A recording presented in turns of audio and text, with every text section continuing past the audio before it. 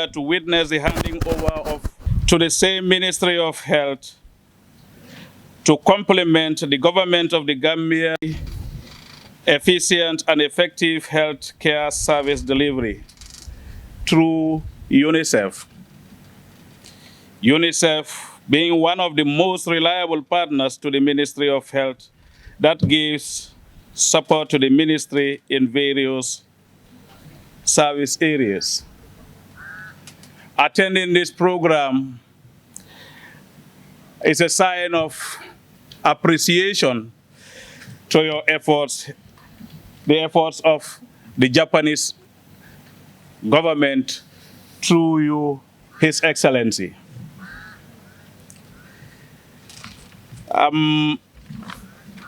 Jules, I'll just take some time to take you through, some seconds to take you through our program guide. And the first, we had our prayers already, and the background introduction of the program. And after that, we will have a statement by UNICEF representative, Gordon Jonathan Lewis, after which we will have a statement by the Japanese ambassador, His Excellency Osamu Isawa, and then be followed by a statement by the Minister of Health, Dr. Ahmadu Lamin Samate. And then after the minister's speech, we're going to have a handing over of supplies and the cutting of the ribbon. And then we have a group photo. And then from there, we have the inspection of the cold chain equipment, which will be followed by media, an open media interview. I will now take this time to invite His Excellency Gordon Jonathan Lewis, the UNICEF representative to the Gambia, to make a statement. To welcome as well and to recognize the presence of His Excellency, the Ambassador of Japan accredited to the Gambia, Mr. Osamu Isawa. I would also like to recognize the presence of Mr. Sidat Fofana, National Director of the Expanded Program on Immunization, EPI, here in the Gambia. I recognize also the presence of Dr. Bite, Director of Health Services. Let me also acknowledge the presence of all of my esteemed colleagues of the United Nations country team. Thank you very much for showing up on this warm Tuesday afternoon.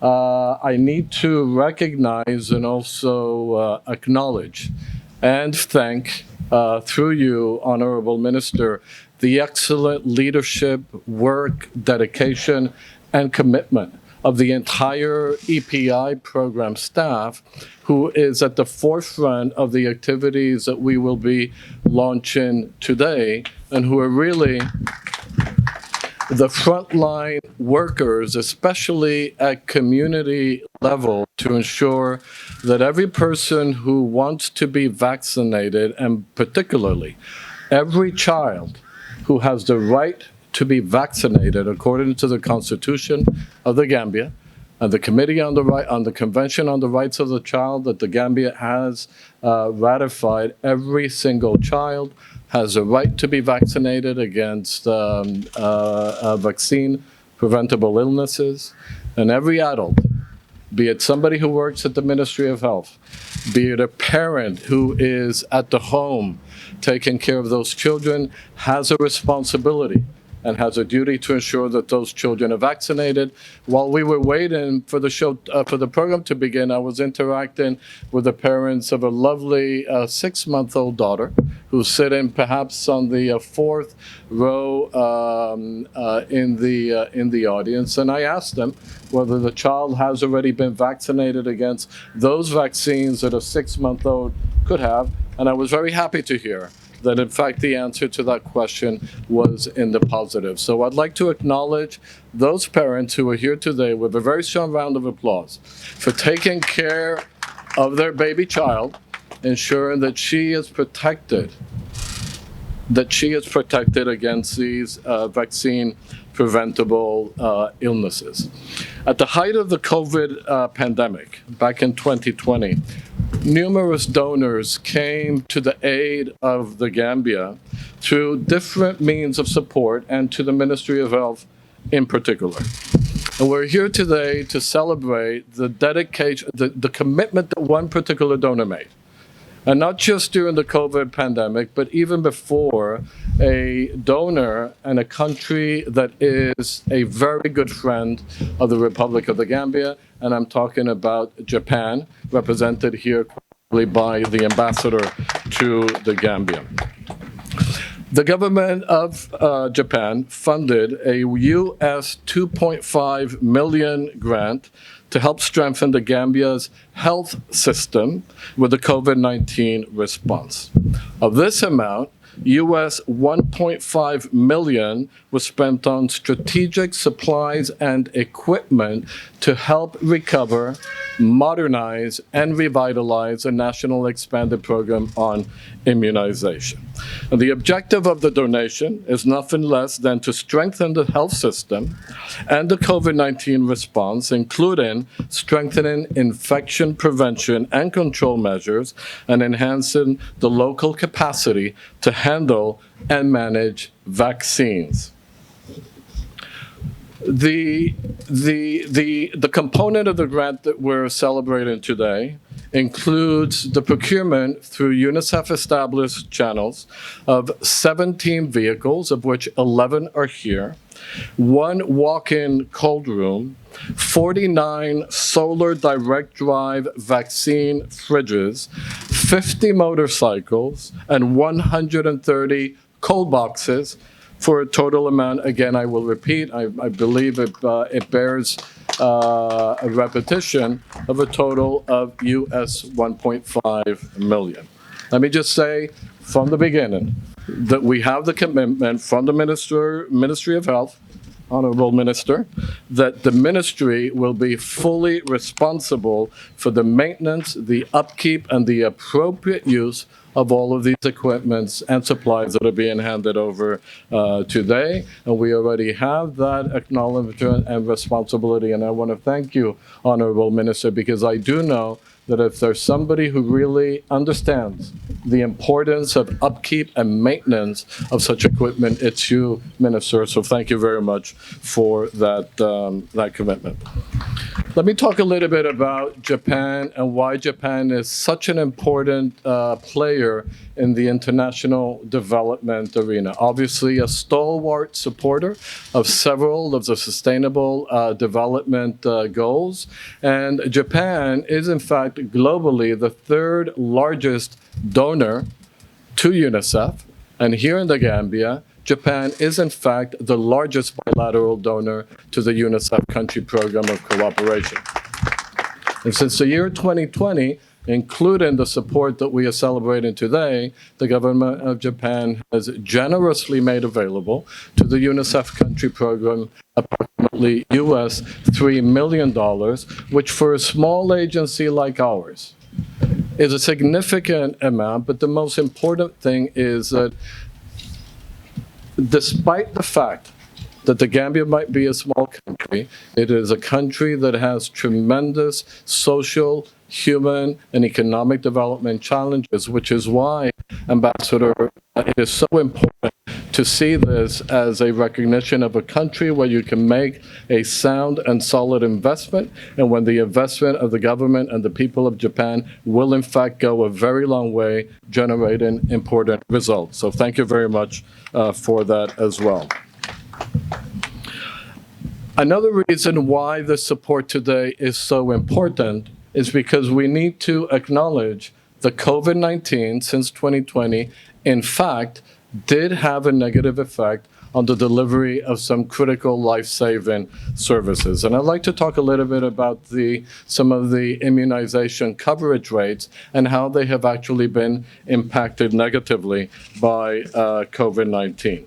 So when we take a look at the critical vaccine preventable diseases, and I'll talk about measles and I'll talk about a few others, the coverage, the administrative coverage rate against measles in children under the age of 5 years has actually come down in 2020 from approximately 85% to 74% in 2022.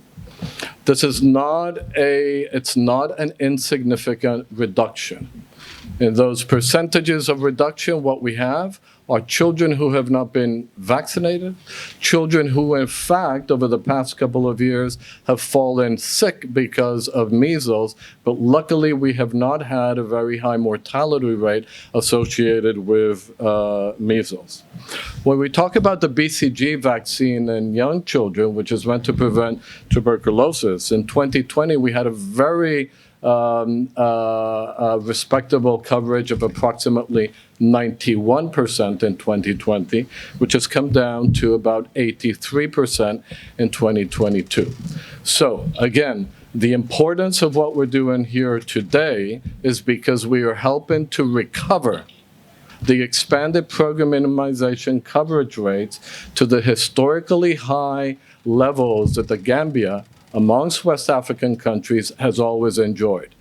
I remember before being a scientist, I used to be told by many of my colleagues, especially in the health sector, they would tell me, well, you're lucky because the Gambia has almost universal coverage rate in EPI. So what are you going to do there?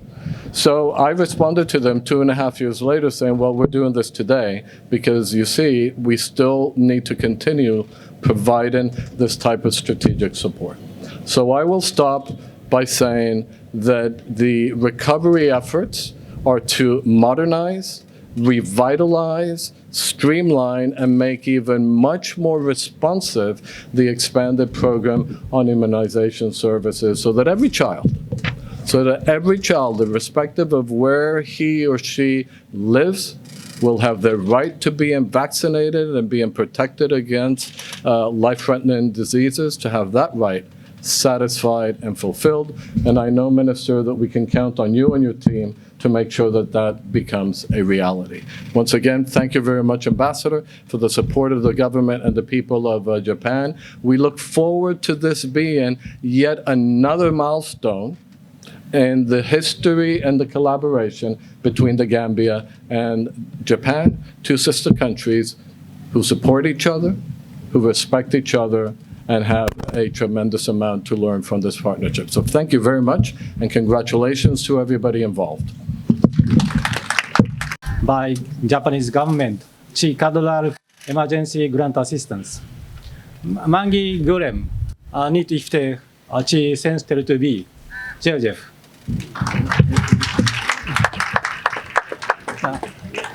This cooperation aims at strengthening the Gambia's capacity to address the COVID-19.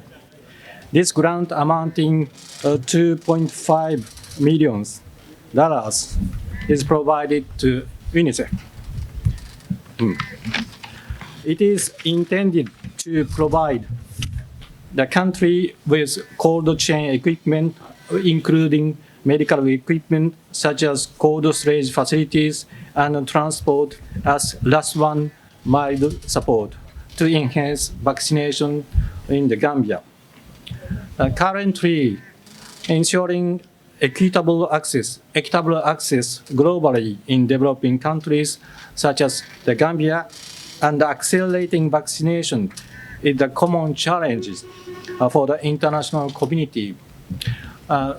Even this week, today, Japan is organizing the G7 summit meeting, and world leaders, G7 countries, are talking about various international issues.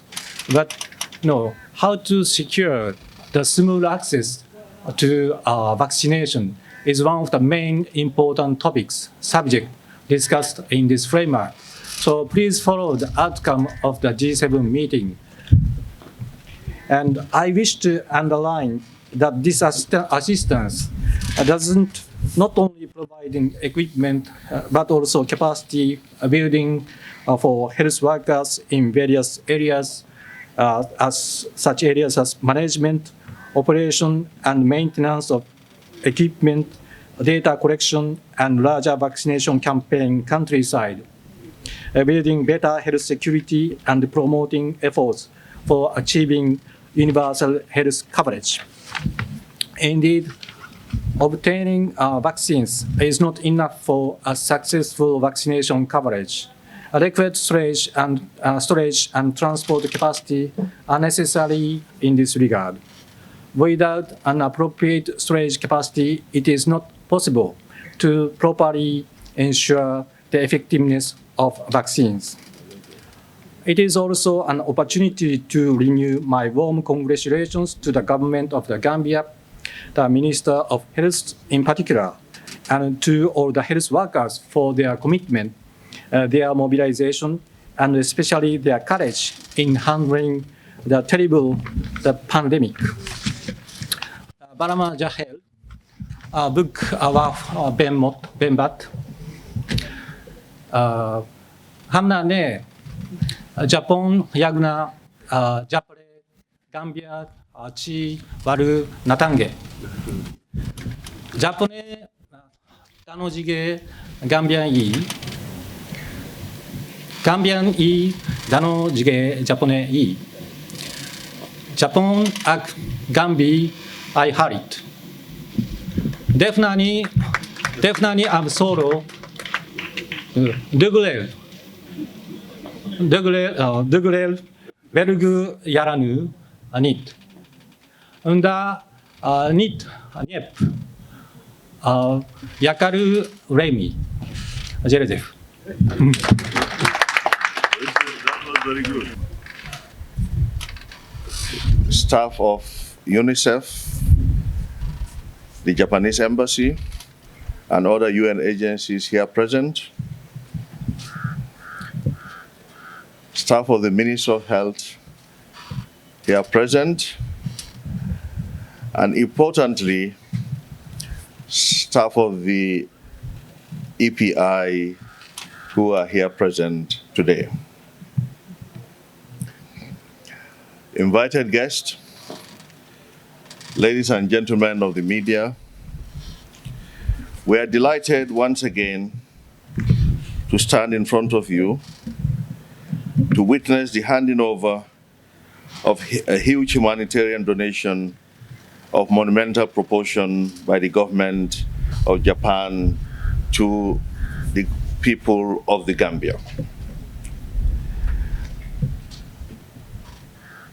This time around, and on other occasions through UNICEF. This kind gesture in terms of timeliness, quantity, and quality, relevance and importance to our national immunization program and overall health service delivery cannot be overemphasized. It is the first of its kind that we receive from a single partner such a donation, which includes 17 vehicles. We learned 11 of them are here today, 50 motorcycles, 230 cold boxes, 49 state-of-the-art solar refrigerators. I'm sure to everyone present here today, this speaks volumes about the benevolence of the government and people of Japan as true friends of the Gambia. It is globally known that the outbreak of COVID-19 pandemic that has been going on for 3 years now has caused unprecedented widespread disruption to immunization services, causing serious backslide in immunization coverage and all essential healthcare delivery services, be it promotive, preventive, and curative. Evidently, it is in these resource-poor countries like ours where the impact of the pandemic is felt more, simply because of the fragile nature of our economy and our health systems. This can result to outbreaks of vaccine-preventable diseases, leading to increased morbidity and mortality among children specifically. The Gambia has been globally recognized to persistently achieve and maintain high routine immunization coverage through a vibrant national immunization service that is also in the forefront in the introduction of new and underused WHO pre-qualified life-saving vaccines into its national immunization schedule.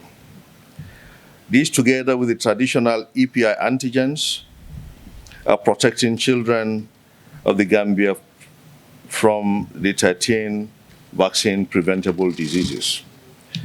These antigens include the BCG, poliomyelitis, diphtheria, pertussis, tetanus, to name a few. And recently, the HPV vaccine has been introduced in the Gambia, targeting our adolescent girls between the ages of 9 and 13. This milestone development will prevent a very important sector of our population from developing cervical cancer, which is a leading cause of death in the Gambia. Mr. Chairman, Your Excellency, the Ambassador, distinguished ladies and gentlemen, as a resource-poor country, recovery from the damages and disruption meted on our national immunization program and the overall healthcare delivery system attempts to reversing the backsliding national immunization coverage with a short time, single-handedly, or within a short time, single-handedly handled by our governments would have been very difficult, if not impossible. Recognizing this predicament, the government of Japan took it upon themselves to support our post-COVID-19 recovery program by providing the equipment and vehicles mentioned above. These items will address almost all the recovery needs of the program and would be used for the following: strengthening immunization service delivery at outreach facilities across the country, strengthening monitoring and supervision from the national level to health facility level. The fleet will be used to strengthen the national IDSR and AFP surveillance through active case search and surveillance, especially after the outbreak of vaccine-derived poliovirus. And at present, we are experiencing recurrent small outbreaks of measles in some communities. I'm happy to inform this gathering that the country is gearing up for a revaccination for measles and rubella to improve the coverage of the last round of the MR vaccination. This will also go to facilitate light-scale vaccine transportation across the country, facilitate transportation of surveillance samples both within and outside the country. We learned that specifically designed vehicle for urban immunization service delivery is actually also on the way. This will help in taking care of the zero-dose children, which is an inherent occurrence in urban areas as well as to help to decongest some of the heavy immunization clinics that are also characterized in the urban areas. The cold chain equipment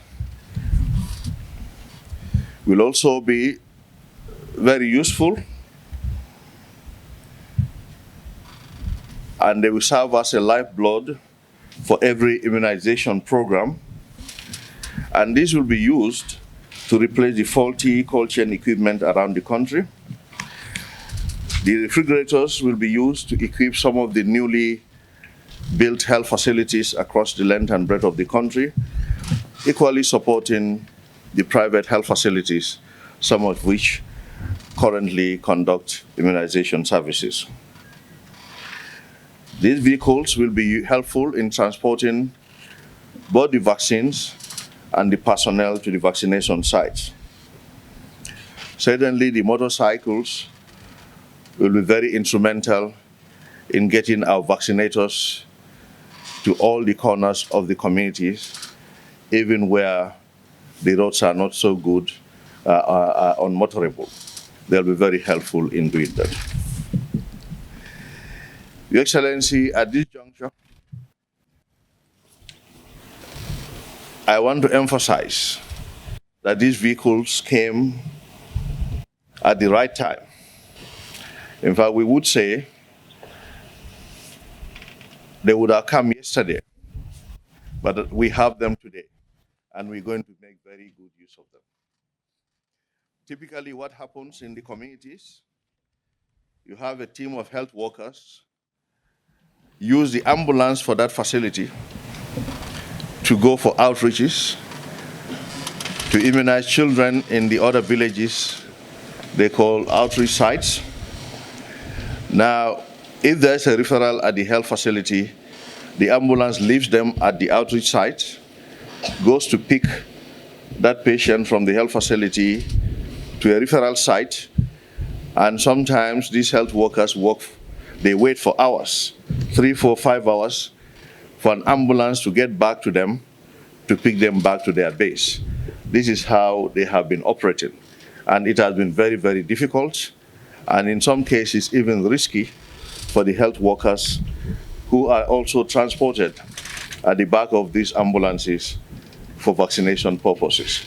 So this vehicle will serve that purpose, and it is very, very timely. Thank you very much.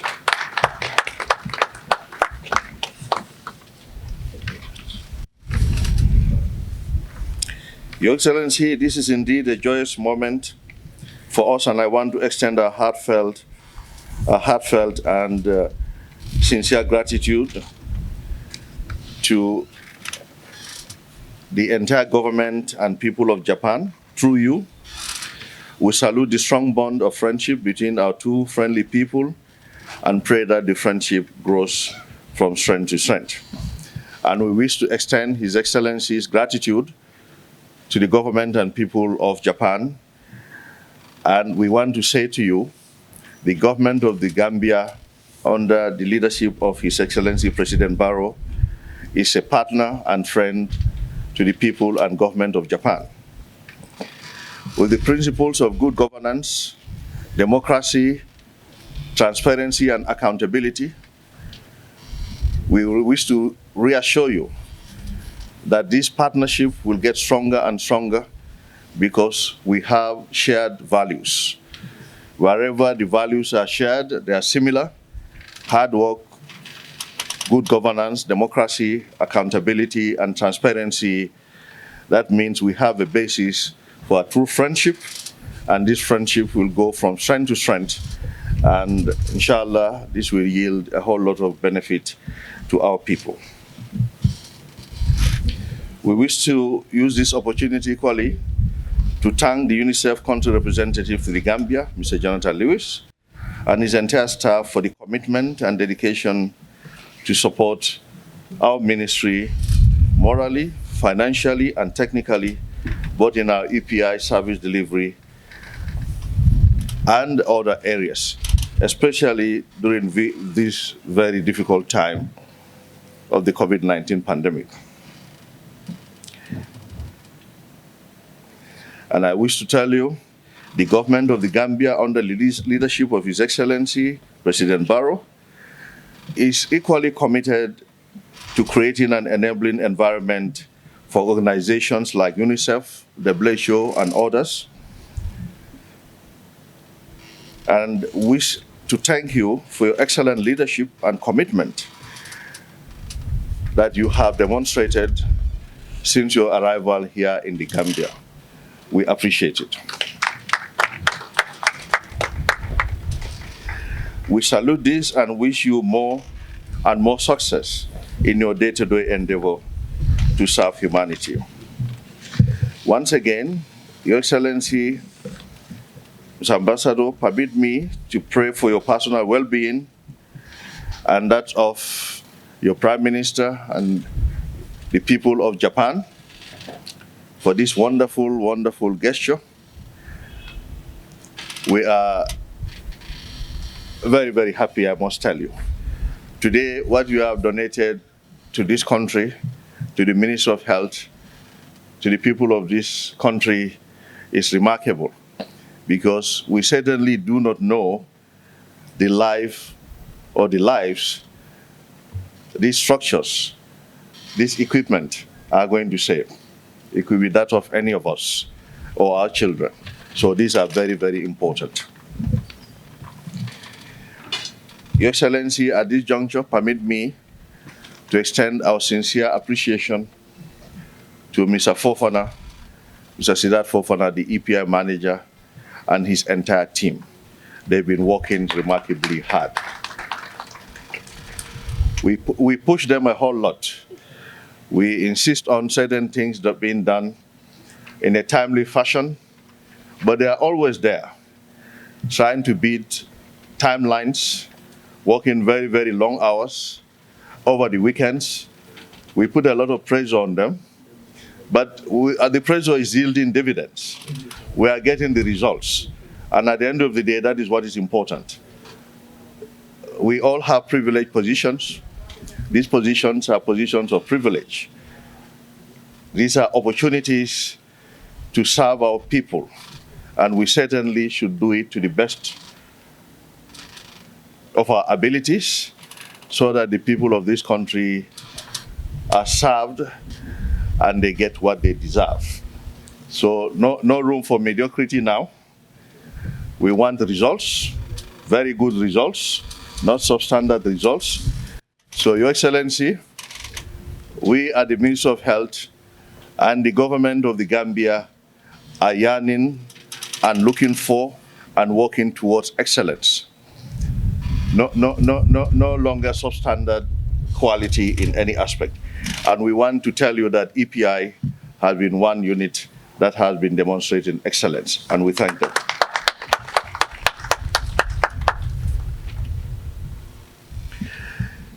Your Excellency, before I conclude, I wish to tell you that for every good gesture, the impact has to be measured. So 6 months down the line, 1 year down the line, 2 years down the line, the results cannot remain the same. Otherwise, the impact is not felt. So, Mr. Fofana, we're going to look at all the parameters today, the EPI team, where they stand today. And 6 months down the line, we are going to look at them. If there's no improvement, that means these items are not useful. Probably we will have a rethink. So what we expect is remarkable improvement. And when we are down the line, we expect to see a reversal of the backsliding. We want to see progress. We want to see your coverage levels going above pre-pandemic levels. In fact, we are all determined. I promise you, we are all determined to ensure that Gambia becomes the best when it comes to immunization services and healthcare services in the whole sub-region. Once again, you've been seated for long. We appreciate your coming and being part of the team. Thank you all for your kind attention. Thank you. Thank you. Thank you, Honorable Minister, for those words of encouragement, meaning that we expect to make a difference by improving the immunization services. We will also want to thank the two leaderships of the Ministry of Health and UNICEF for creating that smooth working relationship among us. And that has been manifested by the working relationship that has been shown by staffs of the Ministry of Health and the UNICEF at central level and down in the field. Thank you very much for this kind gesture. Now, we will get to the next stage of the program guide, and that is the handing over of supplies, the car keys, and the cutting of the ribbon. MC, before you proceed, if I could just, with your permission, say something. I just want to say something which I don't think I might have insisted or underlined sufficiently in my speech, and it's most of the times when I leave the office, it should be around 5:30, 6:30, 7, the reality is that the people who make this happen are still at the office working. And I'm referring to my own UNICEF staff, and I think that I would like to request those UNICEF staff who are sitting under the tent and those who are already standing to remain standing. I think they also need as strong an encouragement and a recognition as we have given the Ministry of Health staff and the EPI staff, because honestly speaking, I don't know that we could be here today were it not for the tremendous dedication and the strength and the wherewithal of my very own staff at UNICEF, who work side by side as if they were part of the government itself. So please stand up and give them a very strong round of applause. Those of you who are around here, please. And anyway, I just wanted to let you know, thank you very much for the great work that you do. Thank you. Thank you very much. The ambassador will hand over the keys to the Minister of Health. Good, thank you. Yeah, thank you very much. And then now the cutting of the ribbon Yes. by the ambassador. You can cut one side. Thank you. Thank you. By the Minister of Health. Beautiful. Thank you. Thank you very much. Thank you. Thank you. Good. Round of applause, please. Thank you.